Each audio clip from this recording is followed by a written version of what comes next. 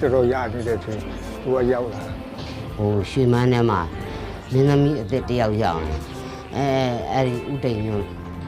နဲ့မလွတ်တော့သူကကြီးစားစကားပြောတာကိုကကြားတယ်ကြားပြီးတော့ကိုလည်းမလွတ်နိုင်ဘူးဖြစ်တယ် ဒီလိုရင်းနေလဲဖြစ်တာပဲအဲသူ့ကြမှာအဲကြံလုံးကြီးတော့ခိုးတာ ဒီလိုမျိုးတကူးလာရင်သူကစိတ်ဝင်စားတယ်လာခိုးပါ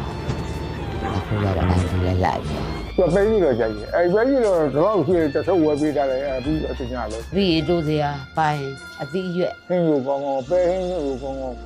အဲ့ဒါပိုင်းဘောကလက်တော့တာပဲ ရင်တော့ဘလောက်ရှုပ်ခွဲပေါ့နော်အခုနောက်ပိုင်းမှာအဲ့ဒါမကြိုက်တာပြန်လို့ ကိုယ်စိတ်တိုင်းရလဲဖြစ်ခဲ့တယ်နောက်လက်တွဲတော့လေကိုယ့်ရဲ့သုံးဝင်ကောင်းမှုကိုတော့ကြောက်ခံယူလာခဲ့တဲ့အတွက်နောက်တော့ဆက်ရှိနေလည်းမလဲနိုင်ဘူး20နေလည်းမလဲနိုင် အတူလည်းပို့ပေါ်သစ္စာရှိကိုကလည်းသူ့ပေါ်သစ္စာရှိ လူအင်းဆန္ဒတွေကိုသူ့ရဲ့ကိုယ်ပဲမျှစားပြီးလျှောက်လာခဲ့တဲ့အတွက် ရာသက်ပန်းဆိုပြီးတော့ပေါင်းလာ ကဘာဆက်ဒီဘောကရောက်ဒီနေ့ပဲပြည်စင်ပါတယ်မှန်ကန်သောစကားပါ